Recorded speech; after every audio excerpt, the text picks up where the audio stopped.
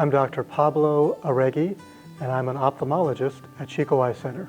Refractive Lens Exchange, or RLE, is a surgery done typically with people over 40 to help make them less dependent on glasses, readers, or contact lenses. Refractive lens surgery is very similar to cataract surgery, and it's typically done to people over the age of 40, and we generally look at people in two general categories. The first category is people that have high degrees of nearsightedness, farsightedness, or astigmatism, where they are not good candidates for things like LASIK or PRK, and then we can do refractive lens exchange. We put in specialty implants in the eyes to help correct for that. The other group that we do refractive lens exchange is in people over 40 that are very interested in getting rid of the need for readers.